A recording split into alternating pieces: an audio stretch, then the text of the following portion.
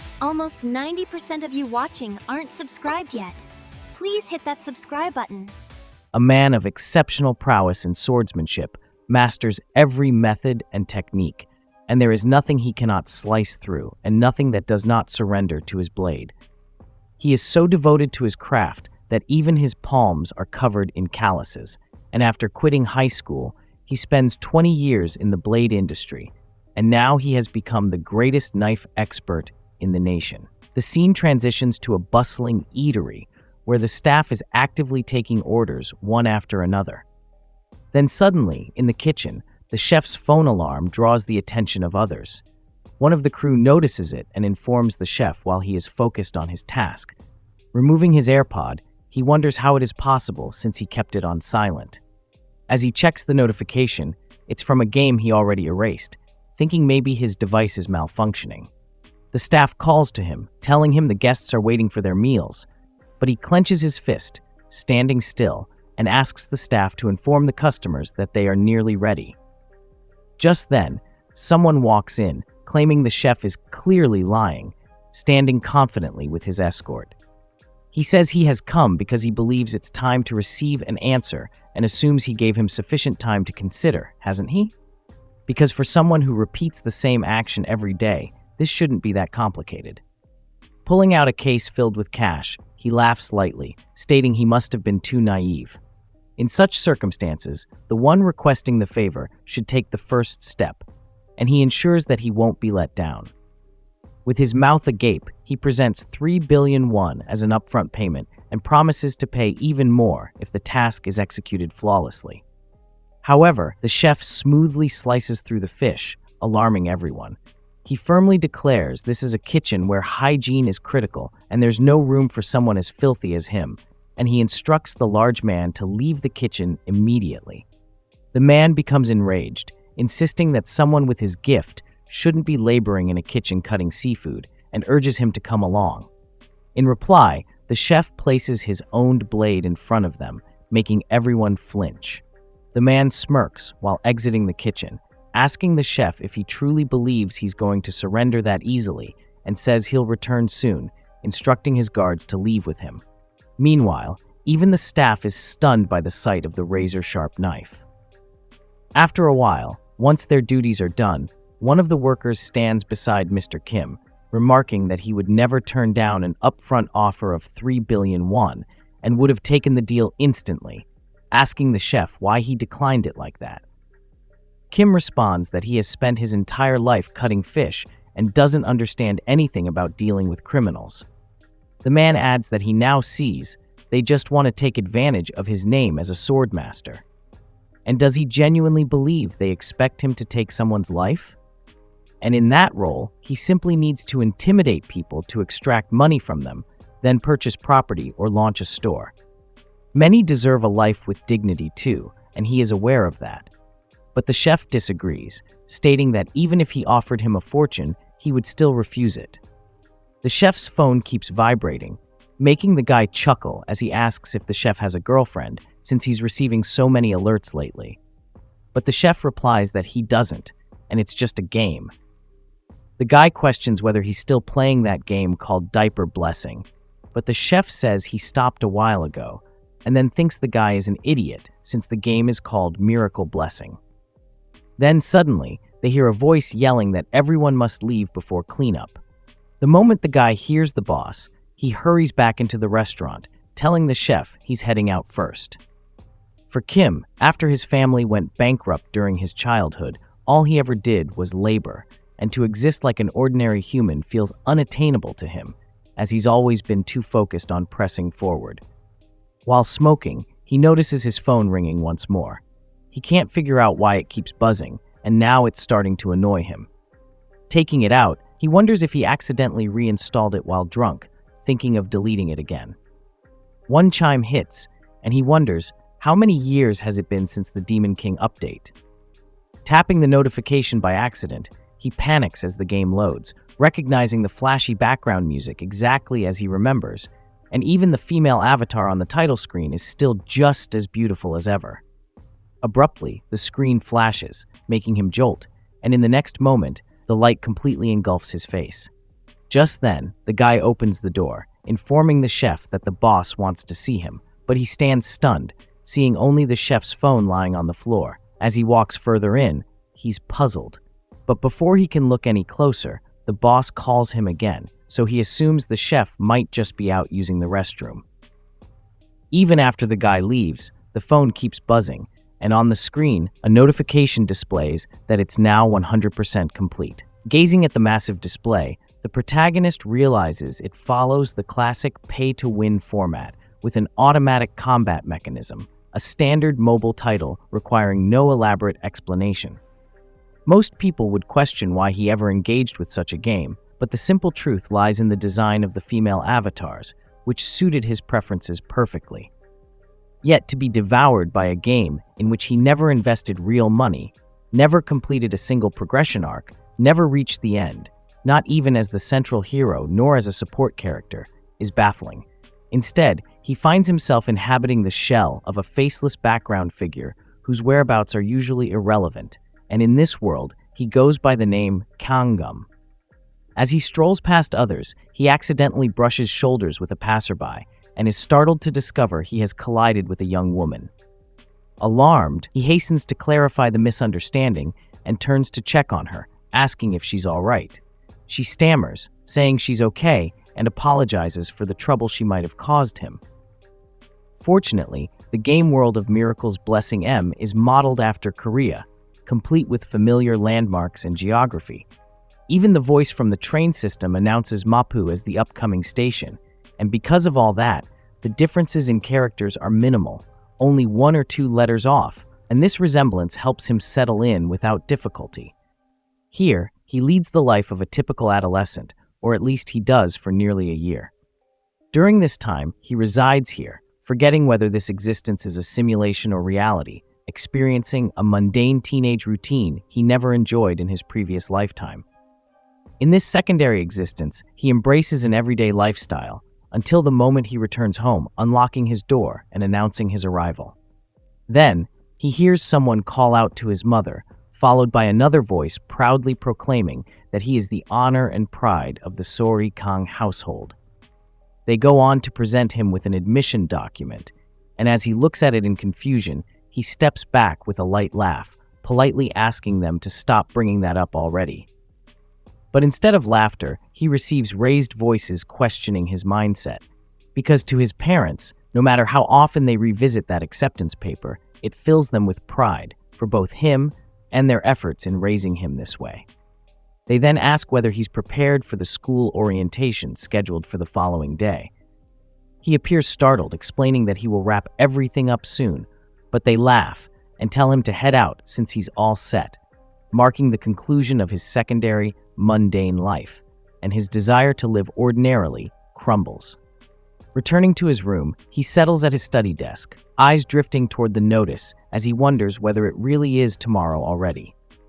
With everyone brimming with excitement, retreating no longer seems like an option, and he reflects on how many times he asked to be excused, yet none of it ever mattered. Now, wariness already sinks in, and he feels drained, practically spent, as he glares at the framed photo on his table, lost in thought. It dawns on him. Kang, that overlooked boy, being merely a background figure, actually managed to secure a spot at that prestigious institution. That's what transpired before he found himself inside the game. The minor character, Kang Guillaume, awakened his divine gift by promptly clearing the entry examination for Hawakan Academy. Staring at the official notice, the protagonist remains puzzled by such a bizarre fortune, wondering if Kang truly is a prodigy or if something else is at play. But the answer lies in the concept of blessings. These sacred endowments act similarly to in-game skills, granting unique capabilities to those who possess them. However, not everyone enjoys divine favor. These powers are mostly inherited and hinge on the presence or absence of a blessing. Society, as a result, is layered into tiers of aristocrats, civilians, and the privileged. These divisions were crafted to uphold the dominance of the elite. Hawakan Academy, though initially founded under the guise of hero education, has long served as a training ground for the children of heroic bloodlines until recently, when a special intake policy began admitting those from non-heroic backgrounds. Kang Geom earned his seat through this exception. Still, confusion brews within him. Why is there even a demand for heroes in this world? Though the question is evident, so is the answer. A vivid crimson glow lingers above the skies, casting dark silhouettes of terrifying beings upon the land. This is why heroes are needed, due to monsters, foreign abominations with strength far surpassing human capability. Though it's all plausible, Kang must face the reality that such a scenario isn't his own. This so-called Hero Academy is essentially a military prep ground. It feels alien, but if he had to compare it, this sensation is akin to being drafted again. He groans, contemplating the unfortunate twist of inheriting a blessing. Attempting to assess it, he checks his stats, but the interface still seems off, describing it as a painless blessing that activates in 30 seconds with a cooldown duration of 12 hours. Even now, he attempts to decipher his manifested trait, labeled painless, yet the meaning continues to evade him. Gritting his teeth in irritation, he questions how he even gained admission with something like this, falling into gloom every time the screen flashes. Still baffled by what a 30-second activation and 12-hour reset truly mean, a realization suddenly strikes him. His eyes snap open as it occurs to him. Could this be the divine endowment he inherited upon entering this body, the divine favor of the sword god? This divine ability holds infinite duration and 0 recovery time, triggering solely when the blade's length remains within 30 centimeters and the width under 5. Kang feels mildly stunned by such a specification, wondering if someone is messing with him. It's an ability he doesn't recall encountering in the game, and the description appears overly simplistic when compared to the usual grandiose terminology. It simply states that if he slashes, it will cut, presenting something blatantly obvious as a skill, and he finds it strange. However, what captures his attention most is the activation clause. Trying to better understand the condition, he realizes that this exact blade size matches that of a sashimi knife, which makes him question if swordplay competitions exist in this world too. He lets out a groan, completely unsure of what the game's logic is supposed to be, but then again, life rarely follows anyone's preferences. At last, his packing is complete. He breathes a sigh of relief, only for a sudden thought to strike him. He forgot to pack his gear. Reflecting back, he remembers that when he used to play this title, the character he's now inhabiting wielded low-tier E-rank items valued in the millions, while mid-range C-rank weapons cost hundreds of millions, and the A and S tiers were considered priceless relics. Considering further, he notes that the academy fees alone are already outrageous, and he doesn't wish to waste money on a campus he was pressured into joining. Recalling the instructions on the entrance notification, it clearly mentions that if he arrives unprepared, he will be penalized from day one. With a heavy exhale, he weighs his options and eventually chooses to head to Daisho. Rising from his chair and making his way there, he remembers how his first instructor always emphasized that Japanese blades could easily exceed 100 in value. Smirking, Kang acknowledges that now he's thinking about that cranky old man he never even liked. Yet one piece of wisdom returns. True masters never fault their tools. Sometime later, fully suited up with his belongings slung over one shoulder, he hears someone call out to him, referring to him as the new guy. A person with striking blue eyes grits their teeth in irritation, asking Kang what exactly he thinks all that is, while slamming several wooden rods onto the table. On the day of the orientation's gear inspection, he finds himself first in line. His equipment rests on the surface before him, and he stands in complete silence. The evaluator eyes the setup, suspecting that it's yet another prank pulled by privileged students, which seems to happen every cycle, and he believes it's essential to assert control from the outset. He slams the table and yells at the boy, demanding to know if he considers the academy a joke. Does it even make sense to bring a kitchen blade as the primary gear for a class placement exam? Kang, appearing unfazed, replies that he has no alternatives, and this tool is his official gear. The examiner pauses momentarily, then bursts with fury, shouting louder and summoning a fellow instructor. Kang calmly explains that he's merely a special admissions applicant from a regular household, and that even the enrollment fee alone must have placed a massive weight on his parents' shoulders, so now expecting costly gear is unreasonable and unfair. Eyeing the student more carefully, the instructor notices that the color of Kang's name badge does in fact indicate he's from the special admissions track, and he recognizes the truth in what's been said that for families without elite background, academy expenses must be overwhelming. The instructor feels stunned, realizing that someone tied to a school meant to offer balanced academic opportunity is instead using bias to scrutinize a dedicated learner. That 30% reduction clearly speaks for itself. Kang then adds, as a final note, that only novices complain about their gear, and the examiner freezes. A true professional never blames their tools. It's a quote with weight, a teenager, yet not one to overlook. This is exactly what Kang intends. It feels as though he's already reached the summit of mastery. His confident wisdom and unwavering resolve are so intense they practically blind the instructor, who now gazes at him with admiration and glassy eyes. At that moment, another examiner calls out, informing the instructor that special admission student Kang will be allowed to proceed using his submitted equipment. Ignoring the envious chatter behind him, Kang nods respectfully and expresses sincere gratitude to the instructor for his understanding. Meanwhile, others remain puzzled, silently wondering how someone like him ever managed to get accepted into this place. Observing the gossip spreading through whispers, the evaluator walks toward them and orders silence, instructing them to move aside once the assessment concludes. Kang is rather taken aback by the instructor's intense approach, not expecting such persistence in asserting dominance. The instructor yells that he can act as either a guardian or tormentor, entirely depending on how the students behave, and asks if they understand, to which they all respond in agreement. Meanwhile, Kang dashes away, mildly terrified that this ordeal might leave him with post-traumatic stress.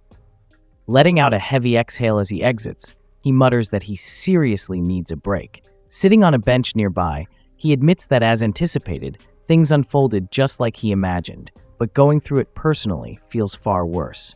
Still, the equipment verification is done, and he's officially completed the entrance ceremony. Now, all that remains is the class assignment test, though his energy feels completely drained. Placing a hand over his face, it hits him how far he's already come. Gazing up at the academy before him, he reflects that this will be his home for the next 3 years at a place called Joaquin Academy, a renowned hero training institution. He's fully aware that the reality is nothing like what he saw on screen, and if he had to exaggerate just a bit, it feels about the size of a small city. Still, he admits, it's impressive. Just the notion that he's enrolled in a school attended by elite students makes it feel surreal. Thinking back to his former neighborhood, where he had to abandon high school due to family hardship, he wonders if all of this is genuinely happening. Soon, an announcement echoes across the campus, informing students that the placement trial will begin shortly and instructing them to gather at the training hall by 3 p.m. Digging through his backpack, Kang notes that the time is approaching fast. Although he passed the orientation, he knows the placement exam holds far more weight. Drawing out a fine-edged blade and raising it slightly, he quietly mutters that a test is still a test, and he supposes he'll have to adjust. Come to think of it, he hasn't wielded a knife once since arriving here, simply because there hasn't been any real reason to. Yet, he suddenly recalls the words of a certain someone telling him never to release his grip on his weapon, to even fall asleep with it in hand if necessary. It was another quirk of his earliest instructor. Reflecting on that advice, Kang realizes that after 2 decades spent living by the sword, a single year of respite cannot dull his edge. With a smirk, he feels renewed confidence swell inside him. Running his hands along the blade, tapping it lightly at the tip, he offers a quiet smile, affirming that it's actually not that bad. He then resolves to test it by slicing through a single leaf. He draws the knife from its sheath, and almost instantly it begins surging with energy. The weapon in his grasp fulfills the criteria to trigger his unique ability, and the divine blessing of the sword god is abruptly unleashed. A dazzling flash erupts, followed by a powerful blast, and the status window informs Kang that his physical capabilities are far too underdeveloped to handle the force of the activated skill. Stunned, he reads further as it warns that even the weapon's grade is significantly below what's required. The system then adds that it will enforce a synchronization protocol, using suppression to match the weapon to the user. The shock intensifies. He'd merely unsheathed the blade, yet that alone was sufficient to initiate the divine power, much to his disbelief. Though only a level 1 activation, it now declares that the blessing of the god shall accompany him. His eyes go wide with alarm, unable to comprehend what is unfolding. Suddenly, a jolt courses through the blade, inundating it with an overwhelming charge of energy. Kang cries out as the raw force surges into him, panic overtaking his thoughts. He knows that if this continues, he won't survive, and for him, death is not an option. His expression contorts in terror as his entire body reels from the surge. Then comes a burst of blinding golden radiance. Ethereal fragments cascade around him like shattered illusions, and in an instant, he's transported to a bizarre realm formed of crimson lines and lion-shaped voids. Staring at the surreal expanse before him, he swears aloud, completely clueless about what just occurred. The knife slips from his trembling fingers, clattering to the ground as he glares, overwhelmed. And then, without warning, he's back on Academy grounds, realizing that the moment he released the blade, everything reverted to normal. He can't make sense of any of it. A sudden stabbing pain lances through his skull, and he groans, grinding his teeth against the agony, confirming that the ability had indeed been triggered. But he wonders, should a divine blessing feel like the world itself is collapsing? Could this intense backlash be normal? Supposedly, the painless blessing should only cause mild muscle soreness, but if every use feels like this, his quivering hands suggest it might be an ability he can never safely use. Before he can think deeper, an urgent campus-wide announcement instructs all students to assemble at the training hall immediately. Looking down at the blade, he hesitates should he pick it up. He can't just leave a sashimi knife discarded in the open. Maybe it's acting up because it's the first time. Taking a deep breath, he crouches slowly and reaches for it with his unsteady hands, trying to stay calm. The instant his fingers make contact again, another painful jolt surges through him, making him scream and drawing startled gasps from nearby onlookers. Still, he makes his way to the training hall, now buzzing with students. Everyone is chatting feverishly. Some even brought their parents, and one of them, a man with green hair, grumbled loudly about how outrageous his son's enrollment fees are, clearly distressed by the expense. Secondly, the green-haired man turns and is taken aback to see someone who has endured a formidable journey. It is none other than the legendary Sword Emperor, tall, dignified, with stark white hair. He is the 7-star hero, the Sword Emperor Siegfried von Nibelung, a direct descendant of Aron Nibelung, once a disciple of the mythical champion Balor Håkon, the strongest human to ever exist. One of the fathers among them politely requests everyone to return to their seats, and the others comply without resistance. The SwordMaster lets out a soft chuckle at the exchange, but he's soon greeted by a graceful woman in a flowing blue gown. She is the 7-star hero sage, known as Medea Poison, who remarks how long it has been since their last encounter, possibly half a century. Siegfried acknowledges her with calm composure, pointing to her attire and teasing her, questioning whether the head of the academy turning 70 is now a convenient excuse for her to relax her standards. She smirks, asking whether it isn't every woman's dream to remain alluring until the very end. With a confident air, she adds that all it would take is a single word from him, and she'll cast a blessing to shave 10 years off his appearance. He smiles lightly and tells her that even at 70, she still hasn't matured, adding that what truly matters is the integrity of one's character. Medea laughs heartily, calling him an old fossil and asking how he can still be the same man she knew 50 years ago. Irritated, he retorts by calling her an old crone, but she remains composed, eyeing him with amusement. She remarks that the once stubborn boar has changed so much that he now willingly mingles in places like this, something he once scorned as being part of an elitist mindset. He offers no rebuttal. Then, with a sly grin, she asks about his granddaughter, casually questioning whether she is pretty. Siegfried remains tight-lipped, offering no answer. Meanwhile, it seems the placement assessment is about to begin. Students are gathering in droves, casually chatting and buzzing with energy. Kang stands by himself amidst the crowd, observing in silence. A thought crosses his mind, and could he be the only one here with jet black hair? To make matters worse, he's marked as a special admission student. Recalling the ridicule from earlier during the entrance process, he finally understands what it means to come from a modest background. The murmurs among students persist as he continues standing alone until he catches sight of a girl with long blue hair.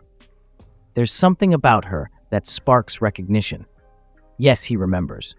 She's one of the students from the game.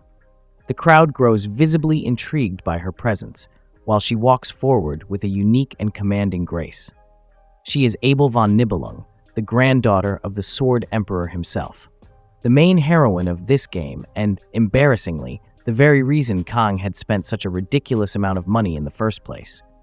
Subspace is formed by the legendary hero Balor Joaquin during the creation of the Academy and serves as an alternate dimension separate from reality. Although the pain and injury experienced within feel entirely genuine, the fortunate aspect is that any harm endured in subspace does not transfer into the real world. Due to its disconnect from reality, even lethal acts could be overlooked if they occur within subspace. Back inside the training hall, the Sword Emperor explains that they'll be using a subspace battle royale format, to which the Grand Sage Medea nods in agreement, adding that it remains a tradition at their institution. However, she notes that this year they've chosen to modify the format slightly. Instead of complete chaos, the newcomers are split into sets of 10, with their rankings determined by how long each manages to endure within the subspace. It becomes a test of survival, where no limitations are imposed on the gear used. The Sword Emperor raises a concern. If armaments are unrestricted, then this inherently favors the privileged, allowing the elite to dominate. Miss Medea gently urges him not to bring that up again, emphasizing that this change is already a compromise in itself. Like it or not, the Academy primarily operates through funding provided by noble families. She mentions the effort she went through to introduce this policy, prompting the Sword Emperor to ask what exactly she refers to. She clarifies that she's speaking of the special admission system. Meanwhile, Kang remains utterly entranced by Abel's presence, inwardly marveling at her beauty. He honestly assumed she would only exist in 2 dimensions, yet now he witnesses her elegance firsthand. The boys surrounding her instantly attempt to strike up conversations. Had he not known better, he might have joined them too. But having played through a portion of the game, he's aware of what they aren't. Abel belongs to the player of the Miracle's Blessing M. In other terms, the protagonist of the game is linked to her. In the end, strikingly beautiful individuals always have a destined match. As someone from special admissions, he feels completely out of place, so he decides it's best not to get involved and risk dragging himself into a hectic school experience. Wandering off, he stumbles upon a book that lists guidelines for a safe, peaceful, and orderly school life. His self-set ambition for the future becomes clear: to graduate quietly, land a typical job, and lead a stable life. Yet the word hero jumps out at him from the pages, slightly startling him. Grinding his teeth, he scowls in frustration. What a cruel irony. Just drawing a knife earlier nearly gave him a breakdown, and his body still quivers from the residual agony. Closing the book, he scans the students around him, contemplating whether they could truly be the ones to defend the world. He even wonders if there's any low-risk occupation in this place. But before his thoughts can deepen, a bizarre-looking microphone crackles to life, announcing the official start of Joaquin Academy's 783rd class placement examination. He gazes at it, wondering if the test has already begun, while the broadcast continues, declaring that this year's evaluation will follow a battle royale format. Among each group of 10 cadets, the top-ranking positions are categorized. Star ranks 2 and 3 are labeled as dragons, ranks 4 through 7 as wolves, and ranks 8 to 10 as ordinary. Based on these outcomes, they will be placed into distinct classes, and the scoring will be calculated automatically with no time constraint involved. Kang absorbs the announcement, instantly recognizing it as identical to the format used in the game. His objective becomes clear: to complete the challenge quickly while remaining unnoticed as someone labeled ordinary. Meanwhile, the announcer declares the activation of the spatial occurrence mechanism and officially begins the test, wishing all cadets the blessings of the hero. Kang's expression shifts into seriousness as the teleportation sequence initiates, mentally urging himself to avoid unsheathing his blade unless absolutely necessary. In the meantime, the 24th group's analysis has concluded, and a few participants are seen vomiting and groaning from the sheer intensity of the battle they had endured. The first place holder for that group is soon announced, followed by the results of the 47th group, where both first and second rankings are revealed as well. At that moment, Miss Medea turns toward the Sword Emperor and highlights that the new contenders include the old man's granddaughter, along with descendants of Chang Sung and Jeol Gung. Glancing at her screen, she remarks that the results seem nearly predetermined. Yet the Sword Emperor quietly disagrees with her assessment. Still, she elaborates that completing the challenge in 7 minutes and 40 seconds is astonishingly quick, and Abel is already achieving remarkable results despite wielding nothing more than a C-class weapon. Observing her, she appears intrigued that these youths already mimic their elders, and although it doesn't quite surpass Sieg's record, it still ranks among the top 10 achievements in the Academy's chronicles. The Sword Emperor remarks that it's not worth boasting about since it's only expected from a descendant of Nibelung. Rising from his seat, he mentions that things seem to be wrapping up and he should depart now, especially since the remaining students descended from swine. Medea questions if he's leaving already, considering there's still one group remaining. As he walks ahead, he confirms his departure, stating they'll meet again. Medea offers her farewell too, saying she'll see him in the afterlife. Suddenly, both sense an overwhelmingly intense presence, causing them to freeze in shock. Even the spectators within the Colosseum glance around in confusion, mouths agape. They stand collectively, silently awestruck. Medea quickly turns to the Sword Emperor, asking if he sensed it as well. He admits it's absurd. A hush falls over the crowd at the center of the auditorium. The Sword Emperor ponders that there's no way the sensation originated near the president, yet he certainly perceived it earlier. Abruptly, the same aura returns with its previous sharpness, stunning both the Sword Emperor and Medea. A radiant, slicing light emerges in the sky, catching their stunned gaze. They both leap to their feet, eyes wide, jaws slack. A fissure rips through the sky, revealing a darkness speckled with stars, and something crashes downward. Onlookers recoil, horrified, as several figures plunge from above, landing with a resounding crash. Everyone gasps, murmuring in disbelief, wondering aloud if individuals just fell from a separate dimensional realm. A glowing beam forms in the heavens, prompting the Sword Emperor to fix his stare on it, a bead of sweat trailing down his brow. Something descends swiftly through that beam, slamming into the earth beside the fallen cadets. Medea shouts instantly for the medical crew, while the Sword Emperor watches silently. She commands the medics to check the condition of every cadet urgently, raising her voice for them to act quickly. Suddenly, the sashimi knife embedded in the ground continued to glow with raw magical energy, its sharp blade reflecting the face of the person who had collapsed nearby. The outcome of the test was already clear. A scream rang out, followed by curses, as the chaos of combat raged on, and through sheer unfortunate timing, Kang realized he had been entangled in a life-or-death confrontation with the dreaded twins, the infamous Mao Jun and Mao Shun of the Iron family. One twin mocked a fellow participant for being weak, while the other maliciously provoked his battered victims to retaliate. Though gifted naturally, the twins' ruthless cruelty and chaotic unpredictability were unmatched. For over half an hour, they sadistically played with their opponents, and unfortunately, Kang had the misfortune of ending up close to them. He slowly backed away, hoping his quiet demeanor would render him invisible, but they remained preoccupied with another student, choking him as they questioned if he was still breathing. When the boy hit the floor, one of the twins dismissed him as boring. Then he began counting with his fingers, clearly calculating something. The dark-haired twin asked his brother how many more he'd caught, while casually pressing his boot against another student's throat. The lighter-haired twin paused before realizing something was wrong. His brother, still smiling coldly, confirmed he'd already captured most of the group and crushed the gasping victim beneath his heel. His brother groaned in annoyance, complaining, while the blonde acknowledged he had 4 already. The dark-haired one grinned and gestured toward a trembling red-haired girl, offering her up like a prize. Kang observed in silence, stewing with frustration, realizing he had been hiding in that corner all along. Around him, the others were paralyzed with fear, too broken to resist. The blonde approached the girl, commenting on how perfectly she suited his tastes, wondering aloud if her screams would be just as satisfying.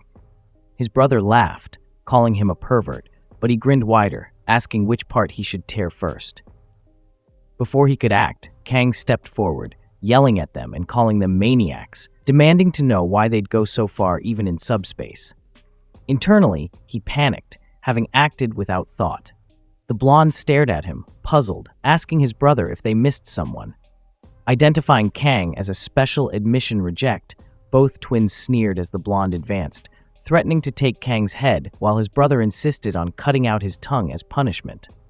Kang stepped up slightly, gritting his teeth, completely unsure what to do.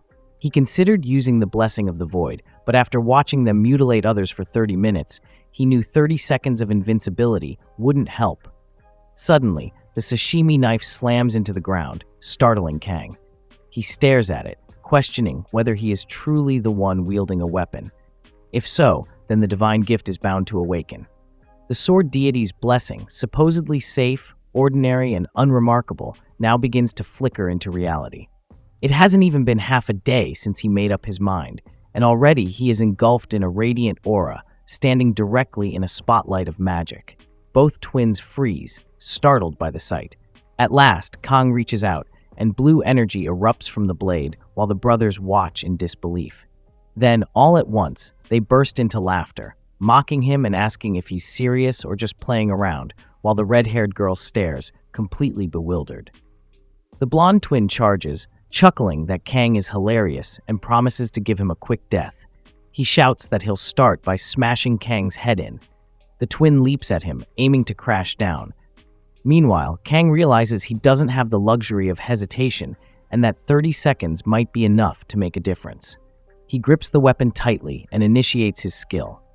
The painless gift activates, only a 30-second duration with a 12-hour cooldown, so it must be used with precision. As the power of the sword deity ignites, Kang draws the sashimi knife, the no-pain enchantment dulling the intense suffering from channeling another power. The blonde twin continues laughing, jeering at the so-called warrior, and questioning what he thinks he'll do with a kitchen blade. He spits out a curse, and Kang knows that if he can't land a strike, he'll certainly die, so he prepares to challenge the brute with nothing but a meager knife. His jaw clenches as he braces himself. Still, confusion grips him. This isn't fish he's slicing, it's a living, breathing human being. He wonders aloud why gangsters always use sashimi knives in films and questions if they actually slice humans like tuna. Then he ridicules himself, remembering his master's words, that only happens in fiction and not even divine beings could pull that off in real life. If he does this, the knife becomes something entirely different. Suddenly, Kang's eyes flare wide as his energy surges and light erupts around him.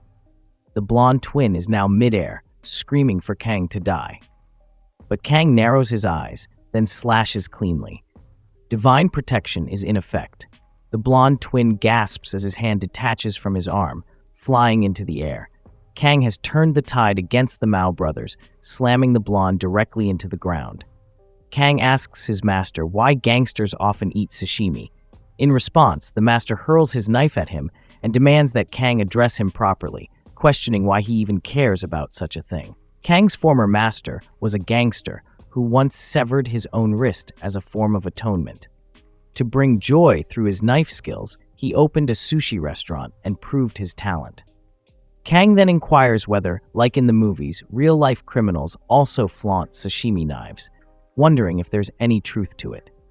His master is appalled by the question, but Kang insists he think it through, pointing out that if someone gets stabbed with a wide kitchen knife, the skin rapidly contracts, so would it actually pierce effectively?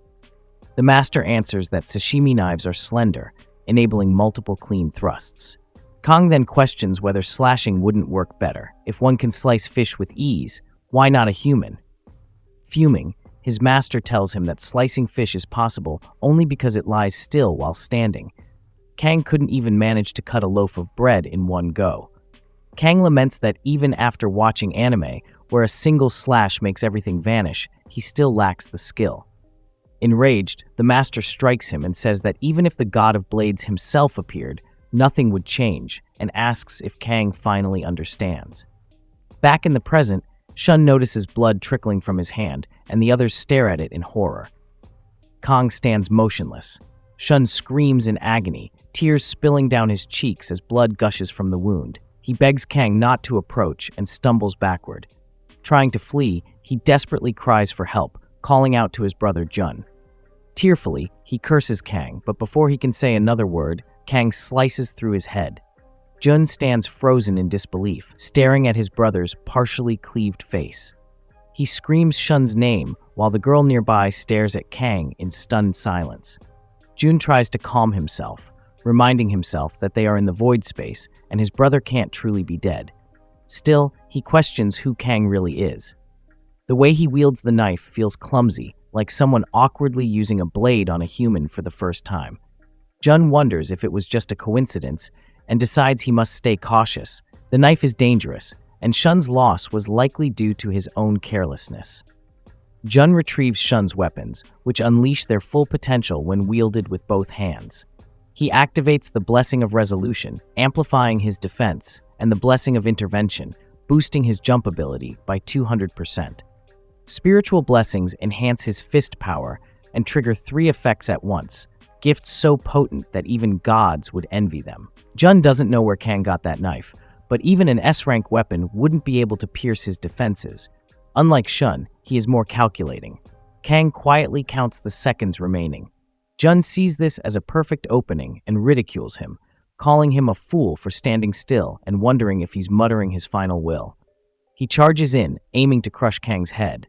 Suddenly, darkness descends, and what happens next is utterly shocking. Kang still stands, silently counting down, while Jun lies sprawled on the ground, impaled by knives, drenched in blood. The timer runs out. Everything turns black. The blessing of immunity ends, and an overwhelming pain floods Kang's body, causing him to shriek in torment. When he opens his eyes, he finds himself in a hospital room. As he tries to rise, a figure appears, noting that he's awake. Another man walks in, and Kang is left speechless. It's a face he has never seen, yet he inexplicably recognizes it. This is one of the 2 7-star heroes who defeated the Demon Lord's 6th Legion commander 50 years ago, the strongest human alive. His name is Siegfried. Beside him, Medea asks if Kang is feeling all right. Kang is baffled. Why are the 2 of them here? He says he's fine, but Siegfried bluntly asks what exactly he did. That sensation earlier, it wasn't entirely his, but it was clearly tied to him. Kang looks at Siegfried and instinctively realizes that being on this man's radar will bring nothing good. Admitting that his actions were extreme, he calmly says he's ready to accept any punishment without complaint. The 2 stare at each other. Medea sighs and asks why Siegfried must be so harsh with a child. Even if Kang speaks like that, she reveals that while he was unconscious, his clogged meridians were cleared. She mutters that people only grow more stubborn with age. Then she asks Kang to look at her, if only for her sake. Siegfried interjects, reminding her he told her not to say such things. Kang, still confused, wonders why the SwordMaster is here. Medea explains that they reviewed footage of the incident with the Academy staff. They saw the image of him hurling himself to protect a disadvantaged female student. It was the image of the gallant prince she's always dreamed of. She's convinced he's a true hero. Siegfried scolds her to mind her dignity. Irritated, she snaps back. Then she reassures Kang that they won't take issue with his conduct during the trial, so he need not worry. She also tells him that the twins were admitted after pulling strings with the Mao family's elders, but now they've decided to withdraw. He nods in understanding, realizing they won't be sharing campus life anymore. Lastly, they deliver the shocking news. Kang is now the top student. He stands in disbelief, and the words peaceful and safe echo through his thoughts. In her office, Medea lets out a weary sigh. She has served as the head of the academy for 2 decades, yet this is the first time she has encountered a situation like this.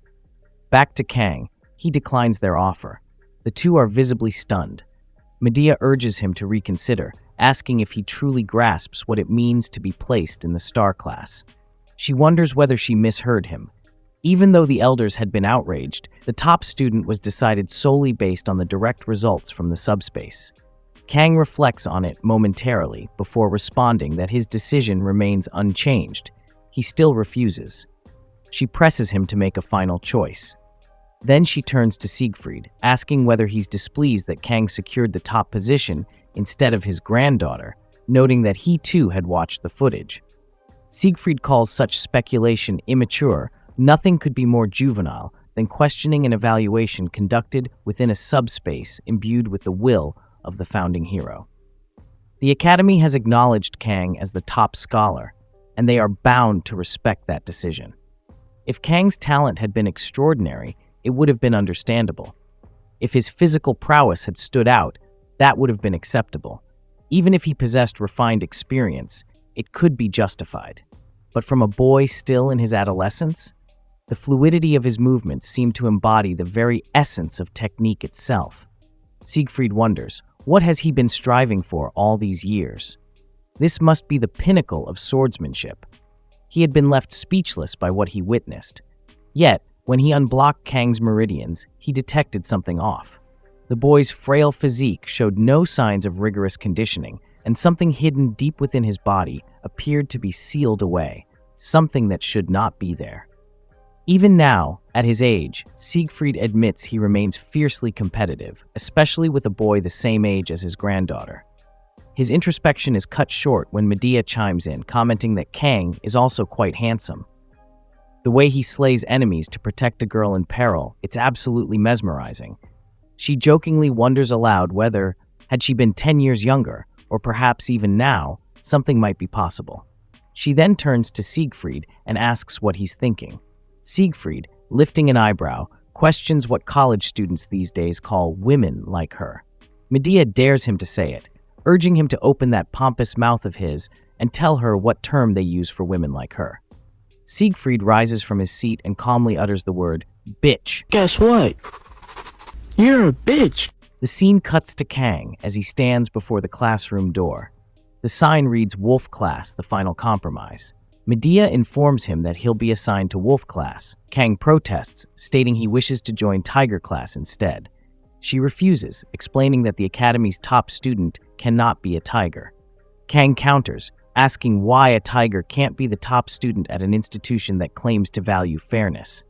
That wasn't the point she was making, but regardless, he simply cannot be a tiger. It is not permitted.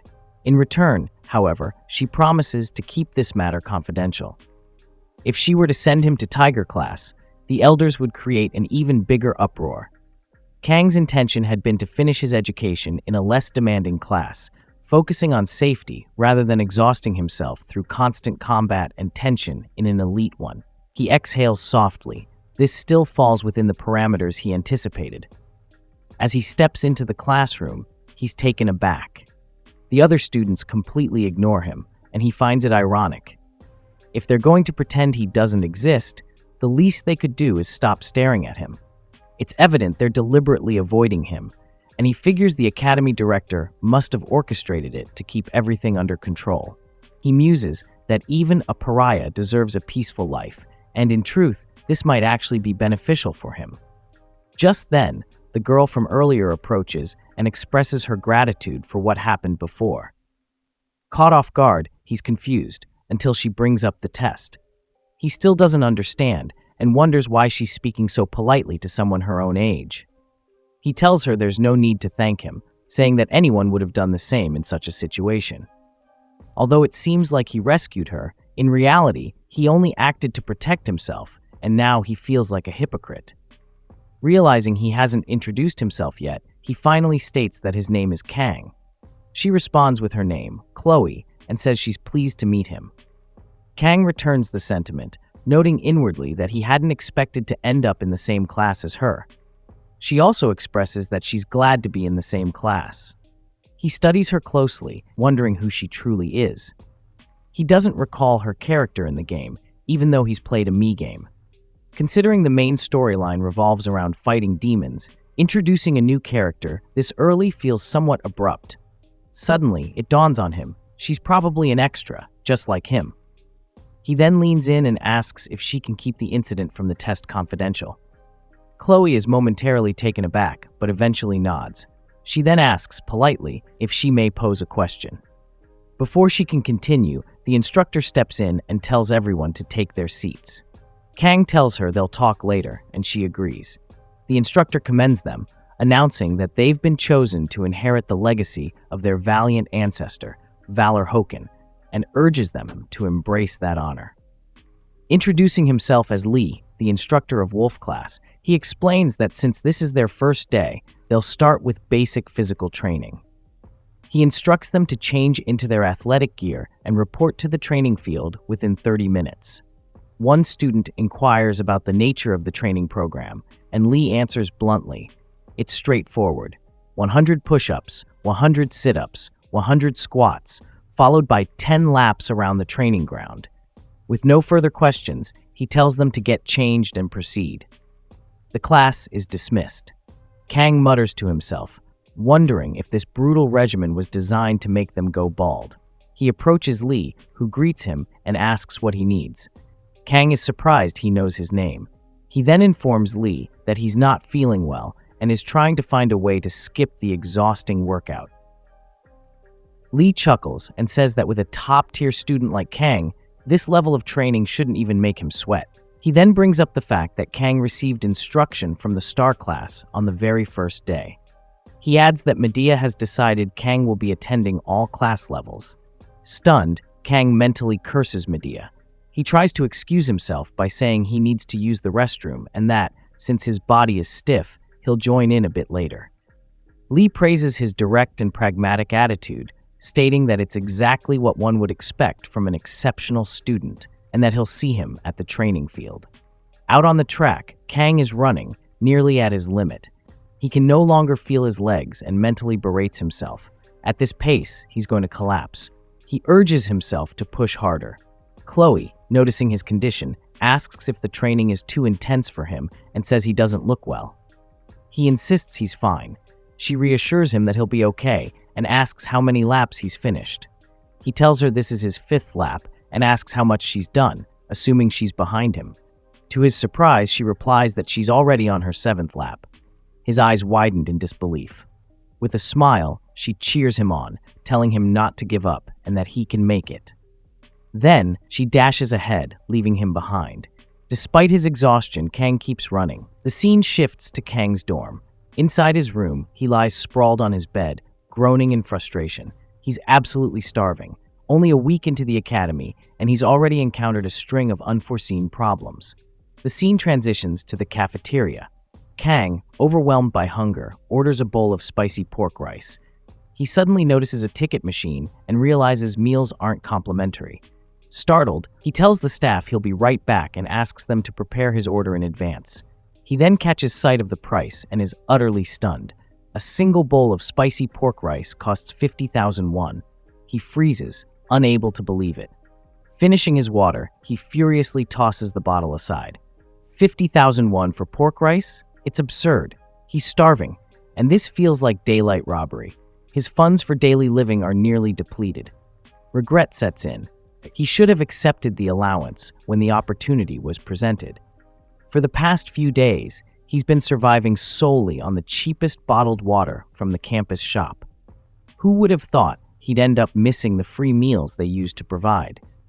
He throws himself back on the bed, trying to distract his mind from the hunger gnawing at him. He wonders if there's a blessing that could help with this. Suddenly, a screen materializes. His blessing of the sword, God physical level has increased by 12. As his physical stats rise, the restrictions on wielding the sword gradually ease. He realizes that simply thinking about it causes the blessings window to appear. Rising from the bed, he walks to the mirror and tells himself it wasn't all in vain. He suspects that the SwordMaster activating his pressure points may have accelerated his growth. At this stage, it feels like evolution. Still, the sword god's blessing remains confined to his sashimi knife. But if he keeps progressing, he might soon be able to wield a small sword at least. His gaze lands on the sashimi knives. He vividly remembers how terrified he was of holding a sword before the entrance ceremony. Now, he carries no sword, yet his hand itches. He wonders if it's due to the blessing, then scoffs at himself, questioning why he's acting proud over it. A knock interrupts his thoughts. He walks over and opens the door. It's Chloe. She politely asks for forgiveness, wondering if she's interrupting his rest. He's caught off guard and wonders what she's doing here. With some awkwardness, he tells her it's no bother, that he was just lying down, and asks why she came. She tells him she hasn't seen him at the university cafeteria this week and asks if he's feeling all right. He lies, claiming he doesn't enjoy food prepared by others, even though he secretly does. She seems to accept the explanation, but looks slightly disappointed. He assures her not to worry about him. She then says that if he's okay with it, she was thinking of picking up a few items from the campus store and sharing a meal with him. He quickly responds with a hasty go, startling her. Confused, she asks what he means. He clarifies, wasn't she suggesting they eat supper together? She confirms. He offers to cook, saying he's fairly skilled in the kitchen. She calls out his name, slightly flustered. He asks if her dorm is just across the street. If so, they should head out together. Later that evening, Chloe is amazed by his cooking. Kang beams at her praise. She never expected him to prepare the dish so quickly, and she admits she's only ever had grilled fish before. She never imagined it could taste like this. Checking her refrigerator, he casually asks if she's fond of fish. She nods, explaining she grew up near the beach. He shares that fish preparation is his specialty, and she looks at him with admiration. His hands have been itching to work, and he wants to unwind by slicing sashimi. But the issue lies with his sword god blessing. It hasn't yet adapted beyond the sashimi knife. Eyeing the kitchen knife, he asks if she has anything longer. She's puzzled by the question. He explains that his usual weapons resemble swords, so using regular tools feels unnatural. She thinks for a moment, then pulls out a katana and asks if it'll do. Kang stares at it, dumbfounded, and decides to stick with the kitchen knife. He tells himself he has 30 seconds to finish and must rely on the blessing of painlessness. Once dubbed the greatest swordsman in the nation, this should be within reach. He activates the sword god's blessing. In 21 seconds, he descaled the sea bream, split its spine, removed the innards, and filleted the flesh. It's done so flawlessly, it could be called a work of art. Chloe, astonished, asks how he became so good at cooking. Kang reveals that he used to work part-time at a Japanese restaurant. She's stunned to hear this and asks what a part-time job is. He chuckles and says it's fine, probably just a difference in social background. He's glad she enjoyed the meal. She responds that since he cooked, she'll handle the dishes. He thanks her. Now that he's full, he hums contentedly. Suddenly, he hears her murmur, "Sorry." The tone startles him. She apologizes again, and he chuckles, guessing she's never washed dishes before. That was something he used to do at her age. A book tumbles from the table, catching Kang's attention. He sees it's a diary, decorated with stickers and written in charming handwriting. He thinks about placing it back where it belongs. After all, Chloe seems like a typical girl for her age. As the page flips, he catches a glimpse and calls her cute under his breath. Now he understands why she struggled to speak to him earlier. He considers flipping through it just a little more when Chloe calls his name. As he turns the next page, he freezes. It's filled with one phrase, "I love you." Stunned, he stares wide-eyed as Chloe also stands frozen, her face turning pale. She stammers, asking if he just read her diary. Heroes garner reverence by vanquishing demonic beasts. They elevate their status through the accumulation of global prestige. However, within their stagnant hierarchy, certain factions exploit the powerless under the guise of authority. When justice fails to reach them, one of the hero families steps forward, the Auditory of Sicily, preferring to operate from the shadows. This is a family devoted to preserving order through covert operations, conducting assassinations, and maneuvering behind the veil while facing the light. Children born into the auditory bloodline undergo psychological conditioning before adolescence. Emotions are suppressed, and they endure grueling regimens. They are molded into instruments of silent death, and the age at which the girl first stained her hands with blood was 15. The elder tells Chloe never to belittle her capabilities as an assassin. She had heard these words long before she even became fully aware of her identity. She embraced them. Unyielding discipline warped her essence, casting a lingering shadow deep within her spirit. Thus, by the time her identity had eroded, leaving only faint remnants of feeling, Chloe arrives at the appropriate age to enroll in the academy. This institution is Joaquin Academy, where students are sorted into classes based on their innate aptitude. Each pupil's potential is equivalent to that of a dragon or greater. The auditore lineage, who flourish in obscurity, are assigned, by their family's mandate, to the common class, an arrangement rooted in a pact between the academy and the family. Chloe recalls the old man's words. Even during their 3-year childhood tenure, the family stripped each child of individual freedom.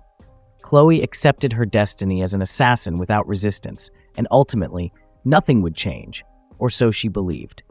That is, until the day she encounters that boy. He hurls insults at the twins, calling them psychotic lunatics, and demands they keep their hands off her. Even though death in the subspace battle royale is artificial, it doesn't erase the primal terror of facing death for the first time. Yet Chloe stares down mortality and the fate woven into her existence. She had long since abandoned futile resistance. She had been honed to respond this way. She has always moved like this. Ultimately, nothing is supposed to shift. It's written in her stars, or so she perceives. But then, it feels as though sunlight pierces through foreboding clouds in a psyche battered by Arctic winds. A searing emotion floods her. A sword, wielded not out of obligation but by choice. A blade for protection. The boy unsheathes his weapon in her defense. Chloe recollects a children's story she once whispered beneath her pillow, hidden away. She looks joyful. It was a tale about a captive princess locked in a tower and a prince who arrives to deliver her from bondage. Her heart flutters and her cheeks flush rose red. An unfamiliar, nebulous sensation wells up inside her. Chloe questions herself, is this love? Kang is startled to see her expression. She scowls at him. He returns a sheepish grin. An awkward silence follows, and he comes to a sudden realization. He's doomed. He curses under his breath, questioning why everything has spiraled out of control. He wonders if this downfall began the moment he naively trailed after her simply because she was feeding him, or was it when he foolishly misinterpreted the genuine feelings of a teenage girl? Finally, he breaks the silence, commenting that the moon looks exceptionally lovely tonight and complimenting her for preparing the most delicious dinner he's had in a long while. She remains silent. He tells her that he'll see her tomorrow and attempts to leave, but then she suddenly asks him if he saw it. He tries to feign ignorance, but she removes her gloves and reminds him about the diary. He asks if she's referring to the reference book she had been diligently studying. At that, she snaps, shouting that she's talking about the diary. He finds himself bewildered. Does she have eyes at the back of her head? How on earth did she see him?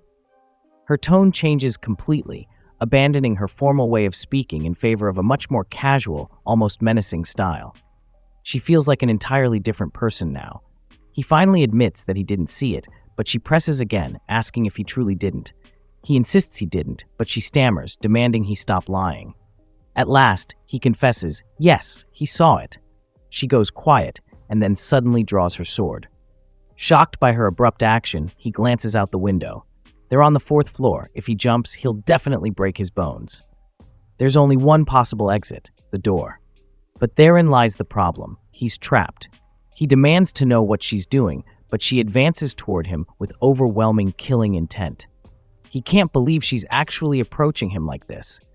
Puzzled, he wonders if she's feeling unwell. He has some knowledge of this type, those unblinking pupils, the dark crimson tint in her eyes. It confirms his suspicions. She's a yandere. Kang keeps analyzing the situation. That abrupt shift in her demeanor, her fierce tone, he's now certain she has a dual personality. Dealing with just the yandere aspect alone would already be an ordeal, but now with dissociative identity disorder added to the mix, it's downright catastrophic. It seems the change in her behavior was triggered the moment the diary was opened. Kang knows he's in serious danger. This girl will hunt him to the ends of the earth. If he wants to ensure his survival, he must take action right now. He notices her aura. It's even more intense than that of the Mao brothers. He can't believe how difficult life in this academy has become. But first, he needs to survive this nightmare. He starts evaluating his options. There are only 9 seconds left. The sashimi knife is still in his room. There's also the kitchen knife he used earlier, but reaching it might cost him a limb. Chloe prepares to strike, and Kang is frozen in disbelief. Then, he spots a box cutter. As she lunges, he grabs the cutter. Despite everything, he still wants to settle this through conversation. He extends the blade and mutters a curse. Suddenly, a status window appears. Activating his resourcefulness boosts his mental fortitude. His words and actions now temporarily carry intimidation. The blessing of the sword god activates. As they both clash, Kang coldly remarks that Chloe's hair is a bit too long, and he'll be happy to cut it down for her. Chloe finally awakens and calls out for Kang, wondering where he has gone. She calls his name again and recalls seeing him gazing out the window while she was washing the dishes. The memory of sneaking a glance at him resurfaces, followed by the thought of her katana. She finds it and exhales in relief. She has often lost consciousness whenever holding a katana before. The old man's words echo in her mind, "Good job." She wonders what happened, and his voice answers in her memory, telling her not to worry and to never forsake her talent as an assassin. Chloe buries her face into the pillow and mutters that she's a fool. She questions why she passed out at that moment, softly murmuring Kang's name, and as she does, her cheeks turn crimson. She wonders if she said something inappropriate when she lost her memory. Then, her eyes catch the utility knife lying on the floor. She wonders what it's doing there. Her attention shifts to her hair, now noticeably shorter. She speculates that Kang must have used the utility knife to cut it, and notices he even cleaned up afterward. Chloe calls him kind and thinks about recording this memory in her journal before it fades. She pulls out her diary and writes, "I love you, Kang." The scene transitions to Kang, who is throwing up. He barely managed to endure the situation earlier. He lasted through only the first 5 seconds of the 9-second mark, and still feels nauseous. He fears he'll vomit everything he had for dinner. Sitting down on a bench, he exhales deeply, having expelled everything, and now left hungry again. His thoughts drift to Chloe and her true identity as he gazes at the moon. Her swordsmanship is centered around severing life in a single blow, or at the very least, incapacitating her opponent. However, the way she wields her blade tells a different story. She relentlessly targets vital points, as if her technique is tailor-made for assassination. Kang reflects that had Chloe caught him off guard, he would have undoubtedly lost his head. He explains to himself that, feeling as though his life was endangered, he instinctively aimed for her neck, but the knife was too short, so he only managed to shear her hair. He tidied up the mess afterward, ensuring there would be no issues later. He's relieved that nothing critical occurred. He understands now that keeping things calm and under control in this world is far more complex than it appears. Apparently, living a mundane life is the hardest path of all, but this reality stretches far beyond mere difficulty. Kang continues his reflection. When he was first hurled into this irreverent game, it wasn't as if he lacked ambition.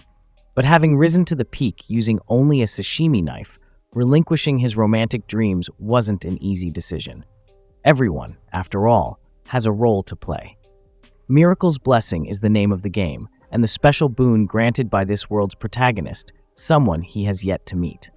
Kang notes that alongside the Blessing of Valor granted by Joaquin, the legendary hero, this world boasts 2 mythical benedictions. He recalls that the content of these blessings is relatively straightforward: to liberate the world from the peril of the Demon King. The protagonist is a legendary blade whose name translates to wound. It bestows its wielder with phenomenal power, yet the blade chooses its own master. On the contrary, Kang is left wielding only a sashimi knife. He questions whether he even needs further clarification and struggles to keep himself in check. Ever since arriving here, he's had to constantly remind himself that none of this is real, and in the process, he's even forgotten his own objectives. He understands now and wonders if this world even contains a single ordinary person. Kang has since ceased trying to identify the main characters in the game, but at least he has learned how to navigate it. It has now been 1 week since he enrolled at this academy, and based on the plotline, it should be about that time. The protagonist has just awakened his divine blessing and is late for the registration event. Now, the game's storyline truly begins to unfold. Kang only knows the overarching plot, but he hasn't seen the ending. He regrets not continuing the game to completion, but of course, even grasping the official narrative halfway through is still an advantage. And no matter what unfolds, Kang adheres to the plot. If he allows himself to be swept away by the circumstances, he risks losing the few advantages he currently holds. If memory serves him correctly, the story takes a grim turn beginning in the second semester of the 3rd year. The demonic tribes, having sensed the hero's awakening, unite under the command of a core leader and launch an assault that threatens the academy. The scope of the conflict soon escalates into a full-blown war between humanity and demons. Consequently, the game's narrative devolves into a conventional genre cliché. Kang once sought out the joys of adolescent life, experiences he was never privileged to enjoy. Back then, he had boldly deleted the game. Yet what unsettles him the most is the impending catastrophic war looming over this world. He begins to wonder whether he too will fall victim to it. Kang refuses to accept such a fate. With 3 years still remaining, he now realizes the necessity of setting pragmatic goals rather than indulging in escapist fantasies. He refuses to passively accept death. Survival demands power, and he must grow stronger. Given that most mass-produced game narratives culminate in happy endings, Kang believes the protagonist will ultimately save the world. Even so, he requires enough strength to protect himself.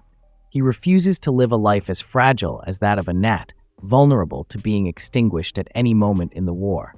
Therefore, he resolves to train in secrecy.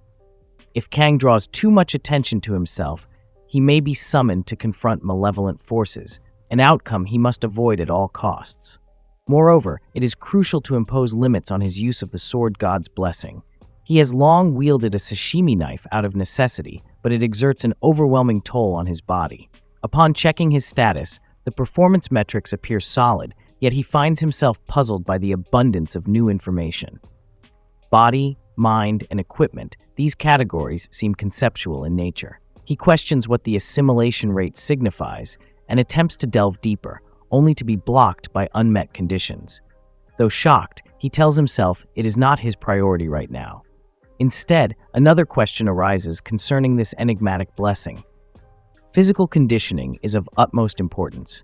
He also needs a new weapon. He cannot perpetually depend on the blessing of painlessness for 30 seconds. It becomes clear that he must practice swordsmanship with a blade that does not qualify under the sword god's standards. Fortunately, a practical extermination drill is scheduled for next month, replacing the midterm exams. The reward for completing the training is Murasame, a B-grade weapon. If he can wield it proficiently, it will suffice for graduation. Its specifications fall short of the conditions necessary to activate the sword god's blessing, making it ideal as a primary weapon without becoming a burden. Kang exhales deeply. There is far more to accomplish than he initially anticipated. Just then, someone calls out to him. Turning around, he finds himself looking at Abel. She informs him that the bench he's occupying is her usual spot. Kang looks bewildered as their eyes meet. He feels both stunned and mildly irritated by her presence. Abel asks if he could just scoot over a bit. He obliges, sliding to the side. Never in his wildest thoughts did he imagine encountering her here. He hadn't meant to stare so blatantly. Abel assures him he doesn't need to relocate, just to make a little room. Kang grows slightly suspicious. It's a public bench, after all. He wonders if this is some manifestation of social hierarchy. He reminds himself to avoid any entanglement with the heroine. Abel tries to maintain her composure, but her charm has already seized Kang's attention. He acknowledges her beauty, silently. Suddenly, she comments that this is the perfect spot to stargaze, startling him. Kang glances in her direction, questioning whether Abel is truly Siegfried's granddaughter. Even the charming protagonist had started out as a rough, unrefined character. Abel asks if his weapon is a sword. Kang responds with curiosity, asking how she could tell.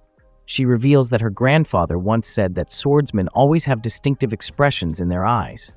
Kang, feeling puzzled, watches as she draws her own blade and asks if he wants to try it. He stares at her, then replies dryly that the idea doesn't exactly excite him. Abel looks disheartened and pouts. Kang questions whether she's truly all right. He isn't accustomed to this interaction and continues to wonder if Abel is indeed the same character he once knew.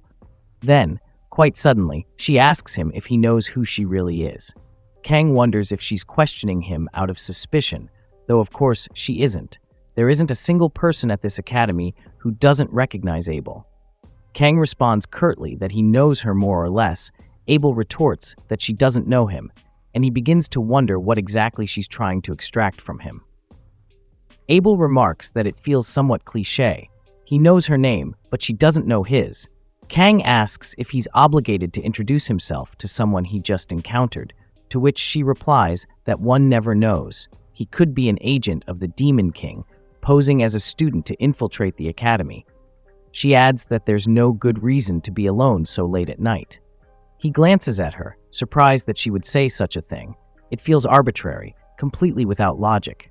Kang asks why she's out here then, and she responds that it should be obvious. She's here for training and physical conditioning.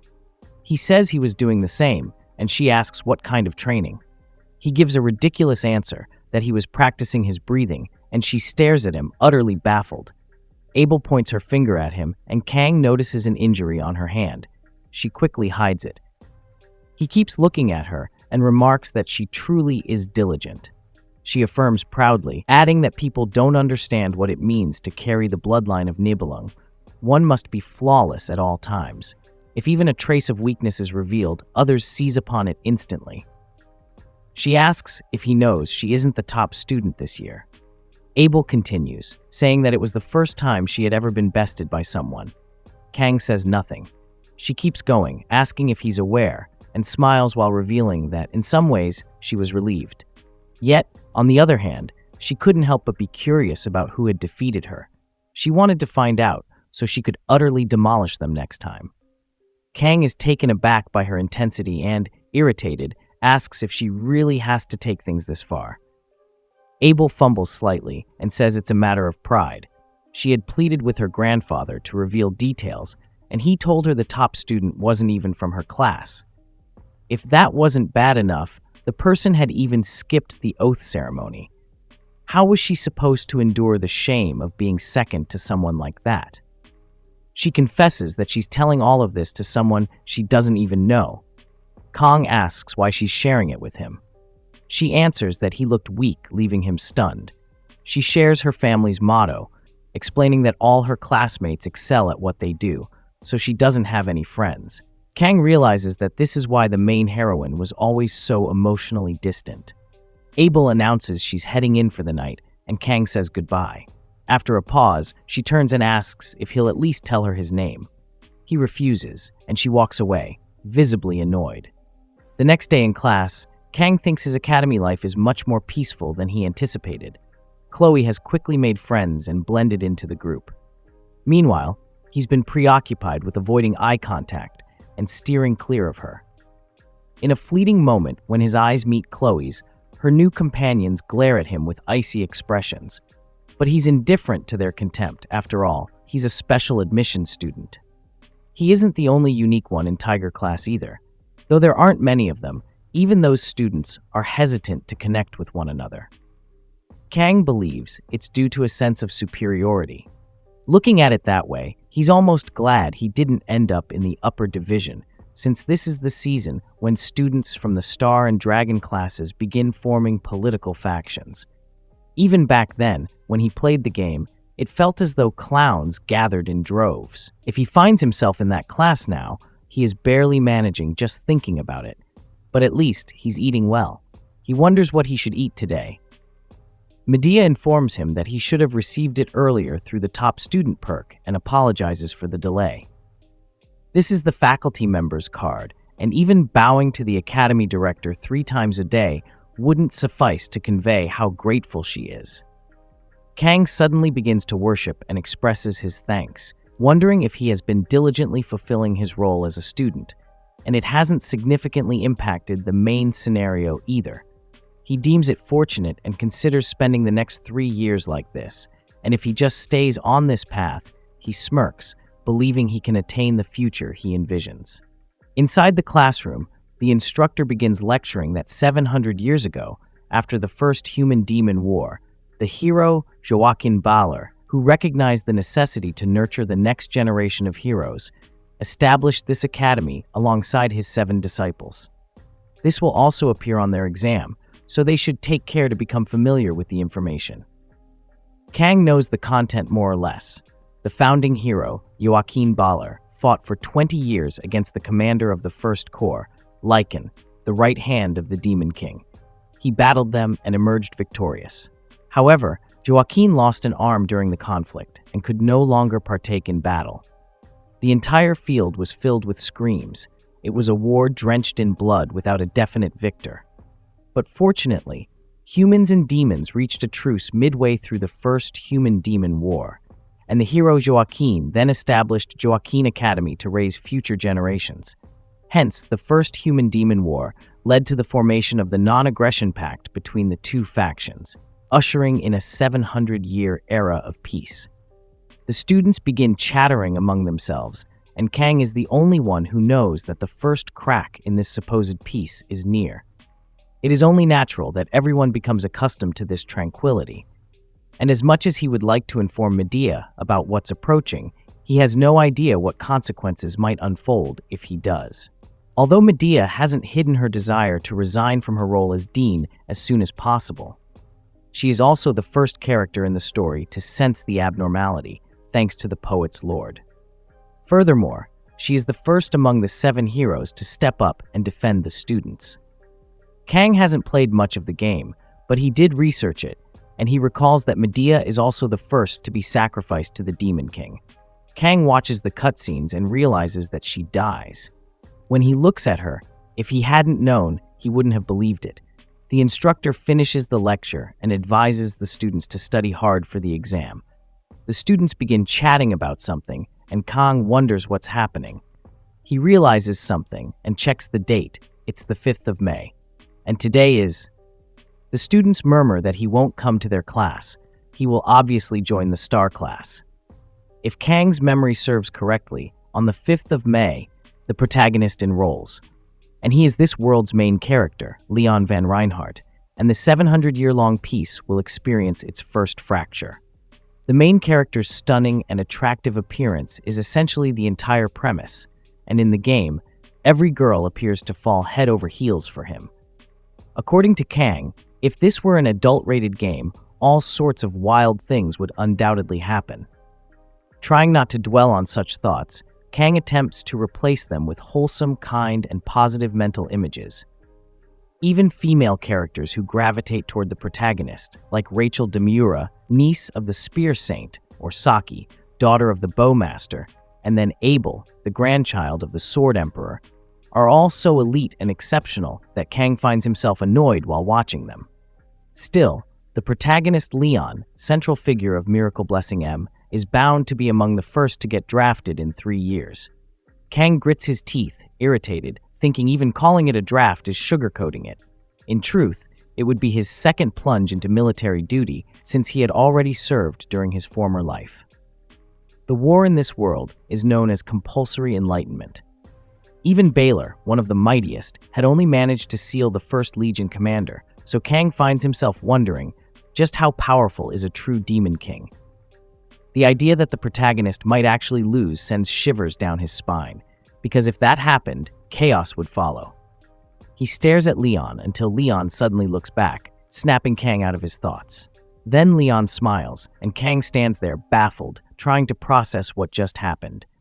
He reminds himself that the game is Miracle Blessing, and the main character will undoubtedly manage things somehow. Honestly, Kang finds Leon's face oddly motivational, and before he realizes it, he's encouraged again.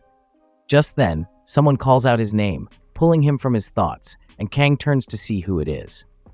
Later that day, within the training ground of the renowned and elite academy, Kang remains behind, practicing by himself.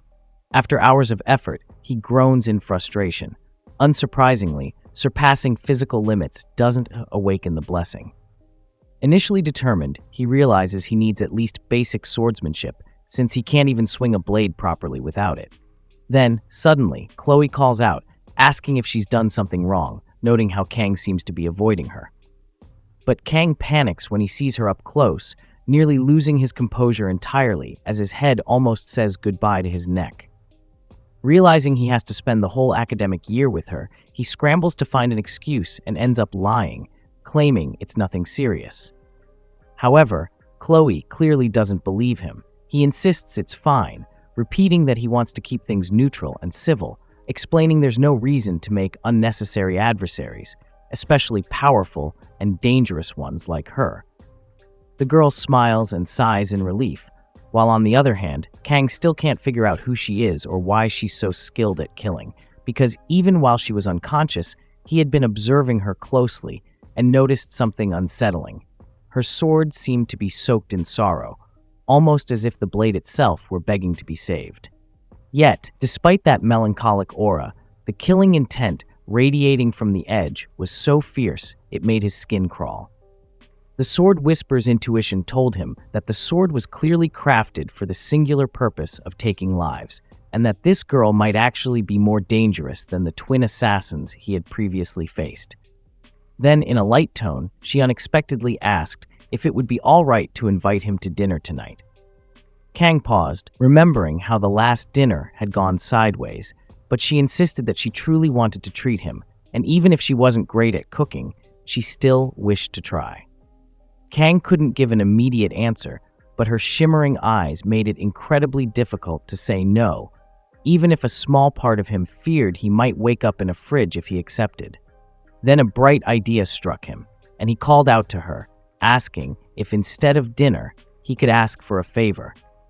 She tilted her head in confusion, asking what he meant, and when he told her she was the only one he could request this from, her cheeks flushed pink as she asked nervously what it was.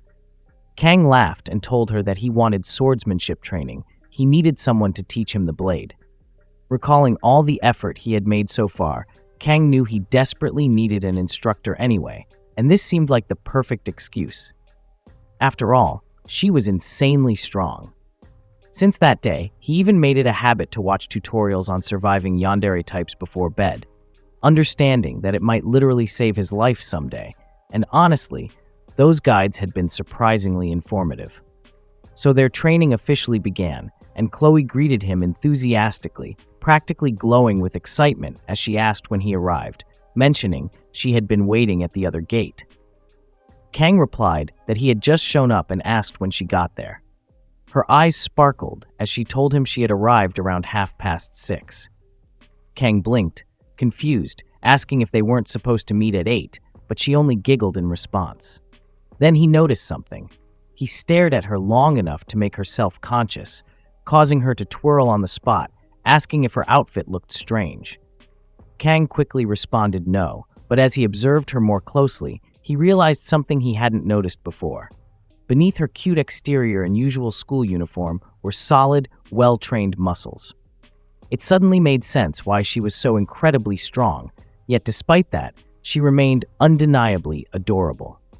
Smiling to himself while picking up the training gear, Kang figured this was a rare opportunity and encouraged her to take the lead.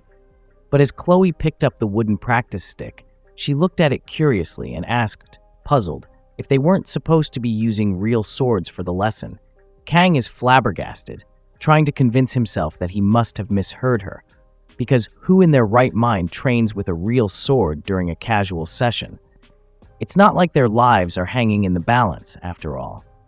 He looks at her with a deadpan expression, calmly explaining that this is just a regular training session and nothing serious, so they should stick to wooden swords to avoid unnecessary injuries, asking her if he isn't right. Chloe starts laughing and seems to agree, but then a sudden grin spreads across her face, making him stiff with unease as she tells him sweetly that he's so nice. Without warning, she grips the wooden sword with both hands and slams it into the ground hard enough to make the air vibrate. Kang stares in awe, wondering just how terrifyingly strong she is, because a single casual swing from her has the power to shake the entire atmosphere. He realizes that it's best to err on the side of caution, so he quickly checks his blessing through his status window, ensuring everything is in order. The sword's length poses no problem, and his body is still developing at a steady pace, so physically, he's ready. Still, something feels off. He wonders if blessings normally behave this way. It's true that blessings evolve with experience, but the way this seems to be shifting is confusing. It even feels like the very terms of the blessing are subtly changing, something he doesn't remember happening before.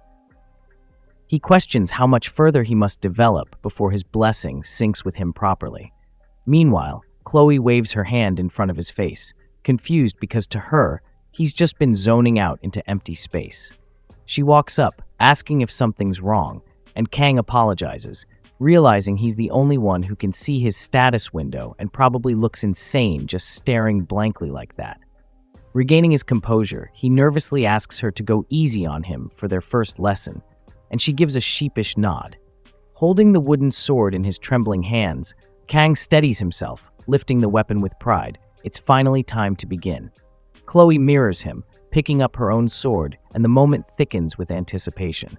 In his past life, every lesson he learned came from raw experience, and to him, seeing was believing. To truly master any field, he believes that offering just a part of himself isn't enough. He must be ready to sacrifice everything. The only reason he could adapt to this elite academy so quickly was because of the brutal training he endured from an early age, which built him into someone capable of learning fast, surviving hard, and pushing beyond his limits. As the training begins, Kang reflects that the sweat clings to his palms and his stance feels off-kilter, yet the final strike of the sword must always reach the target. He remains frozen when, without warning, Chloe dashes toward him. His nerves explode in panic as the sudden charge nearly draws a grimace across his face. He clenches his teeth in annoyance, remembering that he had specifically asked her to go easy. However, Chloe still wears that lifeless, drained expression as she cracks her knuckles, tightens her grip on the weapon, and charges once more. Kang is momentarily stunned, but this time he manages to parry her sword, knocking it backward, though his arms quiver in terror. It's not the type of technique he had hoped for, but he consoles himself with the fact that at least he blocked the blow. Unfortunately, she's far from finished. His eyes widen in disbelief as she lunges at him again, and he's not even sure when she left the ground. He swears under his breath as he realizes her speed keeps accelerating. He suspects that was the only attack she had held back on, and now she's fully exploiting the advantage. Their wooden blades clash, and he staggers backward, struggling to remain upright, knowing the relentless barrage isn't going to let up. He braces himself as each strike feels increasingly heavier, the threat so overwhelming that he fears even a single hit could be fatal. His body is nearing the limit of what it can deflect, and he sees no room for a counterattack. Finally, with one last violent impact, his sword shatters and collapses to the ground, both of them silently staring at the broken weapon. Chloe bites her lip and apologizes with a trembling voice, explaining that she was trying to be gentle, yet still ended up breaking the sword. She calls his name again, worried since he isn't responding. Meanwhile, his status window pings with a new update. The conditions for the weapon have been met. Suddenly, the system buzzes, and brilliant blue energy begins gathering from the shattered blade, whirling around him in rhythmic spirals. The notification then announces that humanity's level is decreasing, activating the sword god's divine blessing, and for the first time in a long while, something ancient begins to awaken inside him. Chloe looks terrified and instinctively leaps backward, shielding herself from the erupting waves of volatile energy. The system coldly informs Kang that his humanity is continuing to drain. Deep within his consciousness, Kang suddenly finds himself standing in his old kitchen, dazed and unsure whether all of this had been a hallucination. His gaze shifts to a fish resting on the shelf, and he recalls that he was supposed to be preparing it. However, every knife he picks up is rejected by the system, all except the slender sashimi blade. With hesitation, Kang grips it, and to his surprise, an odd sense of vitality courses through him as if something buried inside has reawakened. The system announces that the heat is now active. In the real world, Kang's body jerks violently and begins to move with primal instinct and uncontrollable fury. In a flash, he lunges at Chloe, launching a vicious assault. She barely deflects the blow, but the sheer force sends her crashing backward, slamming into the wall at the edge of the field. Blood spills from her lips as she struggles to regain her footing, staring up at him with wide, stunned eyes. He seems like an entirely different person. He continues advancing, relentless in his rampage. Chloe, though injured and disoriented, does everything in her power to stay alive and evade him. Attempting to push herself upright, if she realizes too late that she's been struck hard, her limbs won't respond. She can't understand what triggered this transformation in Kang or why he's turned so violent. Her only hope is to end the spar immediately. Gasping for breath, she pleads with him to stop, but he charges again. Watching his burning hand draw near, she braces herself, believing she won't survive this one. With desperation, she screams his name. Suddenly, Kang is thrust back into his kitchen, the stubborn fish still flopping around, defying his knife. Its jumping irritating him to the point of madness. What throws him off even more is that the fish starts sounding eerily human. Doubt settles in his mind, wondering if he's imagining things. Then he catches his own distorted reflection in the blade's surface, and disembodied voices begin to whisper his name. That moment of clarity strikes. He is Kang. His eyes widen in shock as he recognizes the creature before him isn't a fish at all. It's Chloe, begging him to stop.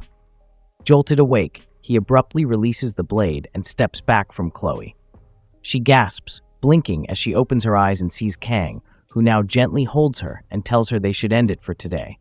Trembling, she breathes heavily and weakly asks if he's all right. Kang simply waves his hand, thanking her for the session and saying he'll leave first. Chloe remains standing in stunned silence, completely shaken, trying to process what just happened. As night falls and Chloe strolls beneath the dim stars, Chloe quietly walks, lost in deep thought.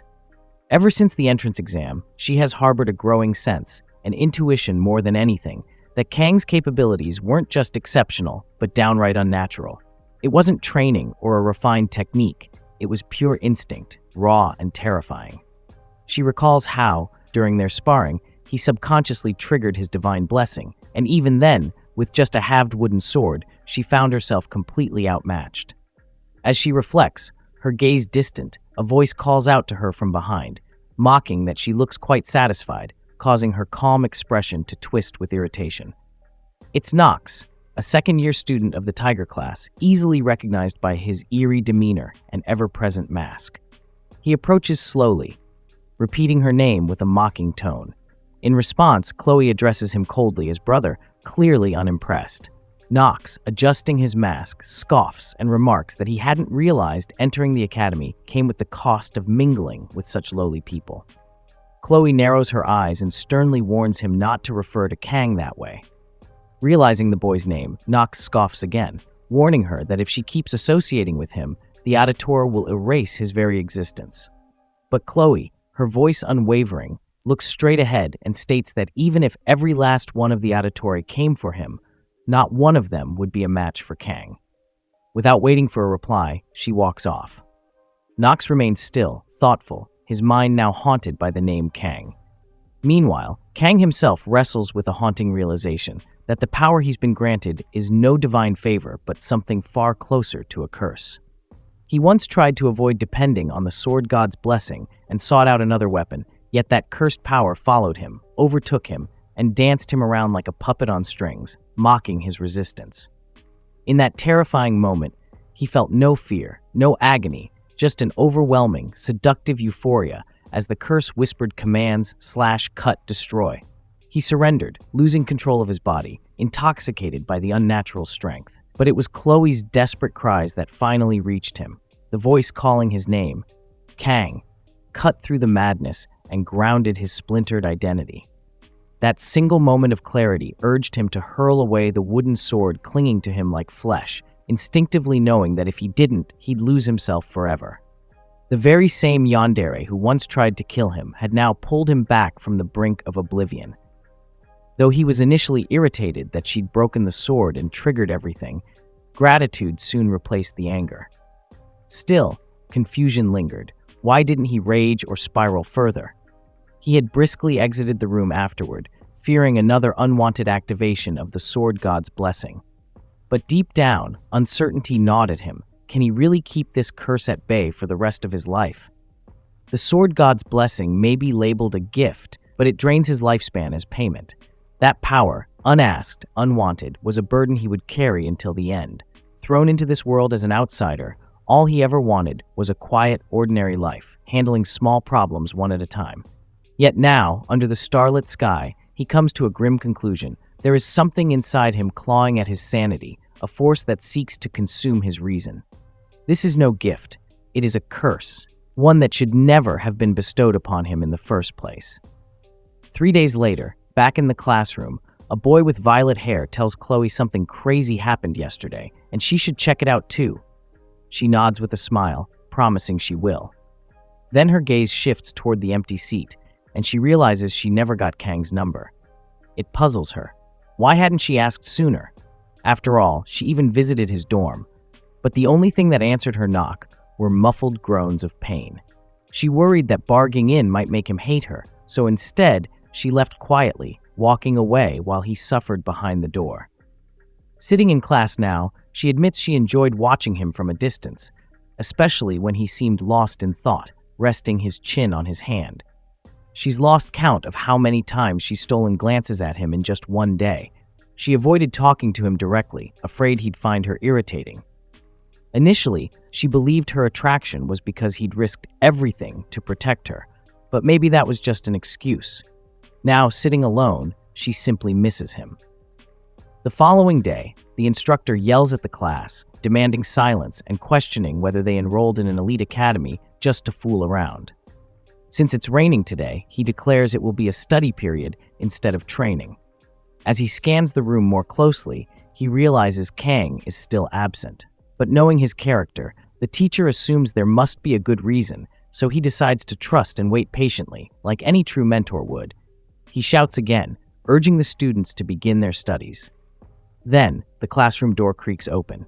Glaring toward the sound, the teacher barks, demanding to know who dares interrupt his class. But as he spots the figure descending the stairs, his eyes widen. It's Kang. Even Chloe stands abruptly, stunned. Kang, calm and composed, apologizes for being late.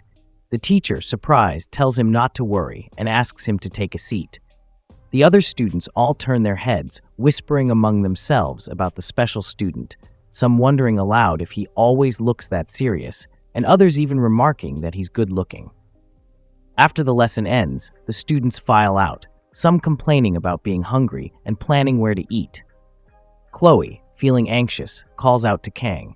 He answers gently, turning to her as she asks what happened. He tells her it was nothing major. Still uneasy, she confesses she was worried when he didn't show up, wondering if it was due to the duel.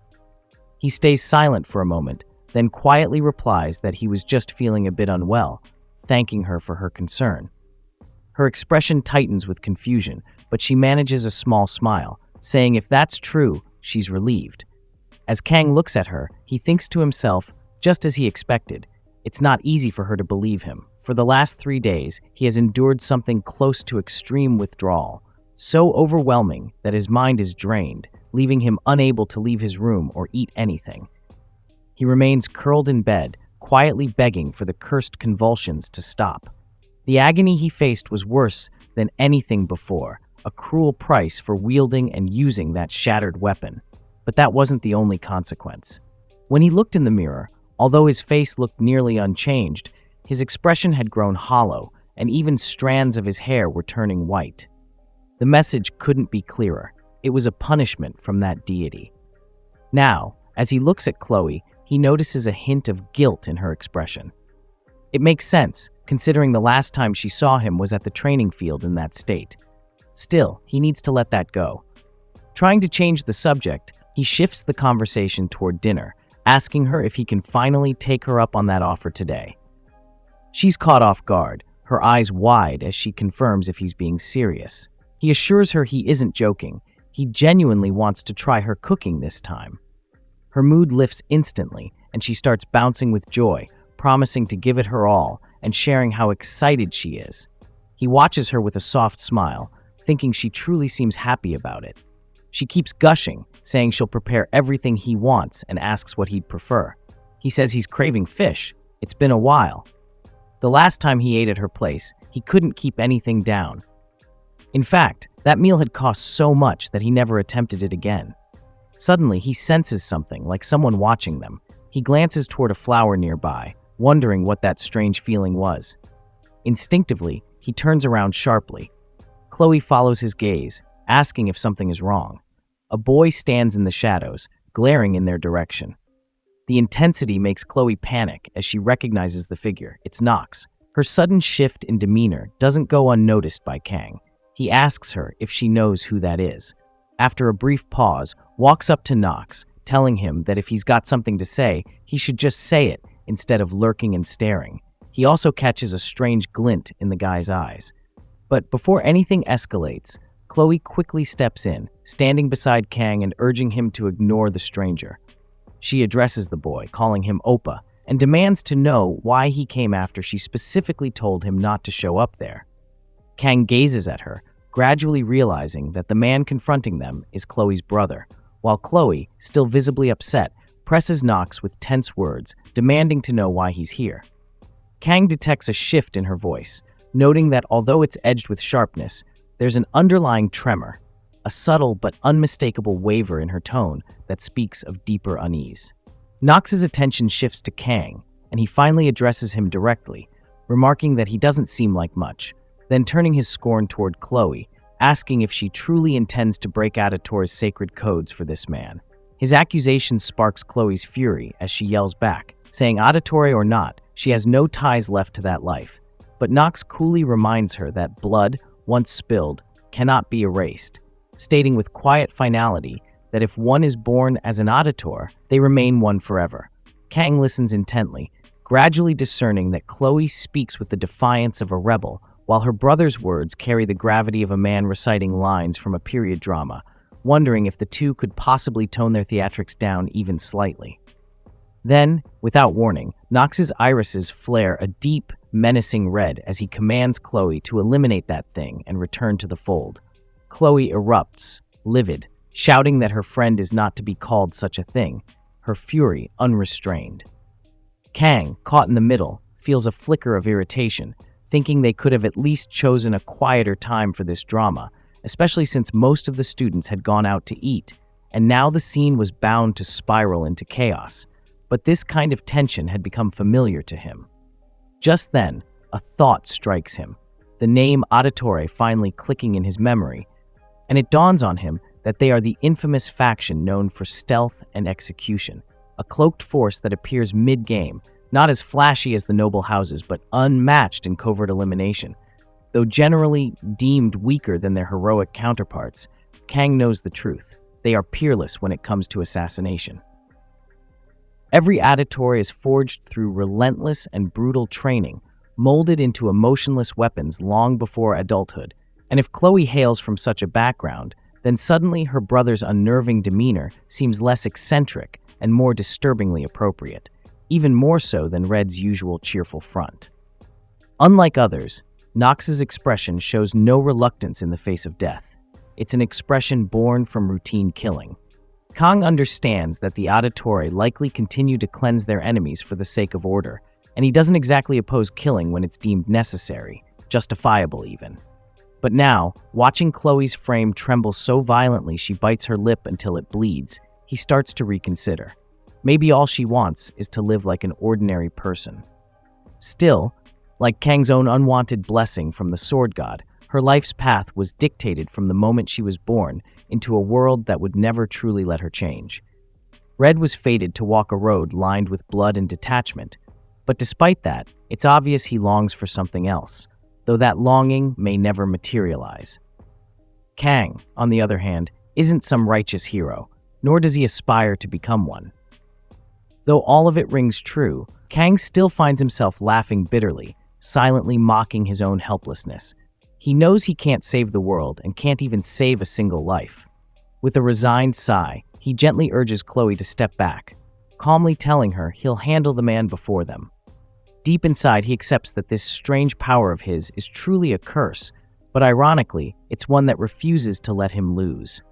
He gazes directly at the man and asks if his name is Nox.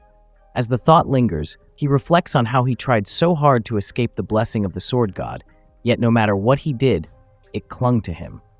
Those old cartoons were right. There is no salvation in running away.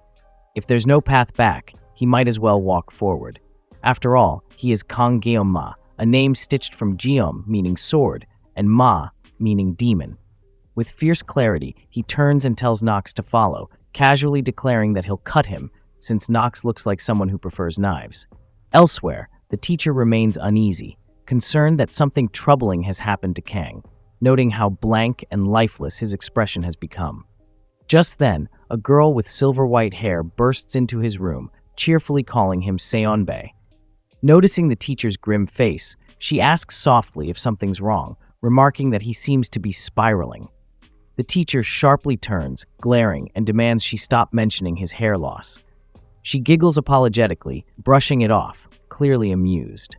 At that moment, Lee receives a call and introduces himself briskly, while the girl eyes the teacher curiously, thinking how he's always been bald and wears odd accessories, but oddly enough, she finds that endearing. Lee, meanwhile, suddenly stiffens as he listens to the voice on the line. His face darkens, and he demands to know what just happened. He shouts about some subspace anomaly appearing out of nowhere, frantically asking which cadet initiated it and who the opponent is. When the voice on the line replies that it's Kang and that his chosen opponent is Nox, Lee's eyes widen in pure disbelief, the weight of the revelation hitting him hard. Kang sits alone, reflecting that only 15 minutes remain until the battle in the subspace.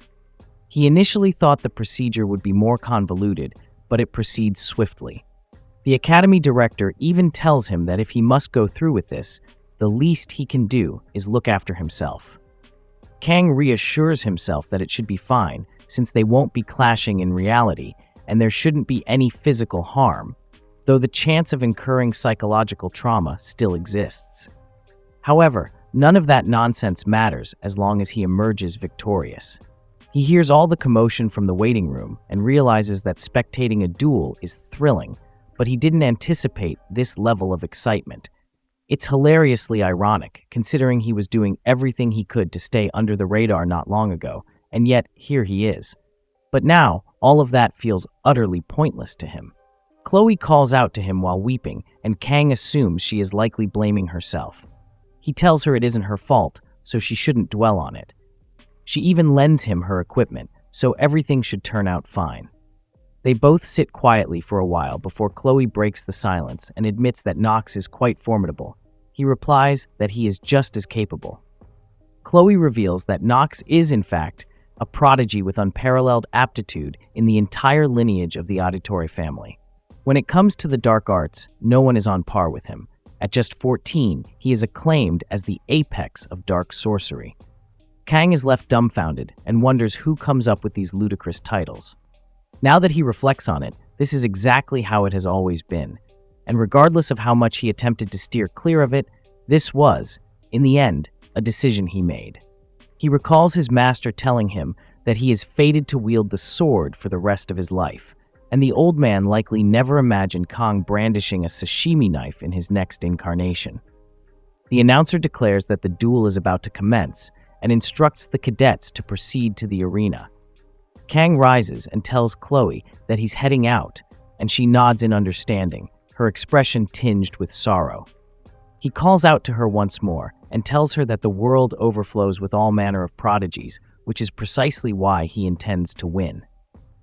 Kang finally steps onto the battlefield and is stunned by the sheer number of spectators. He feels like one of those gladiators from the Roman Empire. He never imagined it would be this overwhelming. Abruptly, he spots someone in the crowd and questions why the entire castle class is present. Abel is observing him, and Kang wonders if they truly have nothing better to do. This is bound to become awkward for him. Suddenly, Nox shouts at him, calling him a lowborn and accuses him of mocking him. It seems Nox cannot distinguish between bravery and insolence and demands how Kang dares to face him wielding that pitiful excuse of a blade. Kang senses his murderous intent and scoffs, calling him a pathetic bastard. Kang taunts him by declaring that a genuine master never faults his weapon. Nox hurls a curse in response. With a sigh, Nox unsheathes his sword and declares that he'll deal with Kang's impudent mouth first. Kang begins to question just how dependent he truly is on his weapon. He observes that those are S-rank Hongryun blades, 2 of them, no less, and, on top of that, the opponent possesses the most formidable aura in the game, the Blessing of the Crow. Kang senses how difficult it is for Nox to restrain his bloodlust. With S-rank gear, it may seem absurd, yet he has also made preparations. He wields the Daiso Sashimi knife featuring the Rose Blade enchantment. From this moment, the subspace barrier is activated. The barrier unfolds, and both warriors charge at each other. Kang initiates the Painless Blessing and the Sword God's Blessing as he dashes ahead. Outside the battleground, one student asks another if he saw what happened. The second student replies that he couldn't see a thing and wonders aloud, wasn't this supposed to be an easy match? They clash directly, their blades crashing together. Rachel comments on how swift they both are, while Abel remains wordless, carefully observing the duel. She cannot believe that the weakling she once dismissed is actually capable of fighting like this. Kang slashes at Nox, who retaliates. Kang narrowly evades the strike. Nox unleashes a flurry of attacks, but Kang dodges them all. Frustrated, Nox snarls and initiates another technique, daring Kang to evade it this time. He employs the move Three-Legged Crow, catching Kang off guard. Suddenly, both fighters vanish from sight. As the subspace descends, the students whisper among themselves, uncertain if they all witness the same phenomenon. Some students complain that they couldn't see anything, it was all far too fast. Others begin questioning whether Kang truly belongs to the wolf class, having expected the fight to be a breeze. Yet for the longest moment, all that many of them perceive is darkness. For those who can see, it's a cascade of radiant pink and piercing blue, the two combatants slicing through the void with their arcane abilities, weaving and dancing at light speed.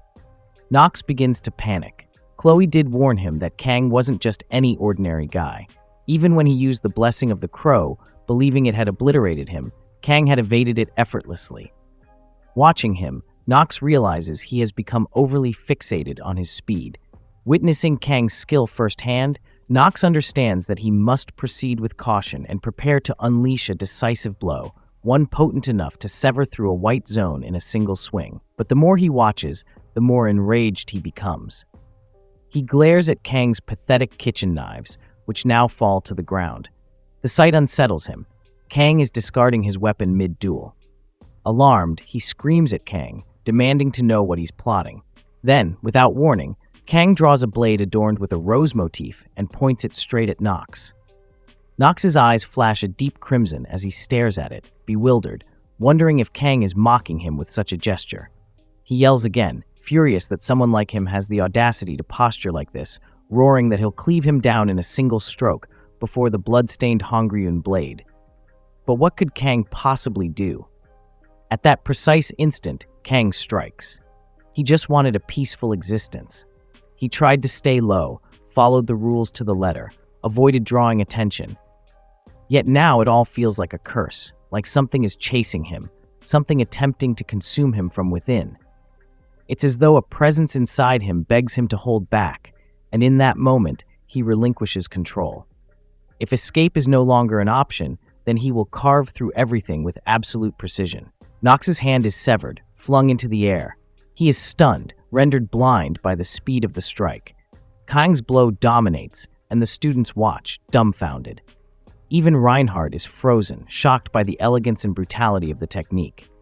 Kang has made his decision. He will use everything at his disposal, be it a blessing or a curse. The time has come to bid farewell to the quiet life he once hoped to preserve. After the last slashing of the sword, the system announces that the subspace barrier has been turned off, and the stadium becomes covered with fog all over.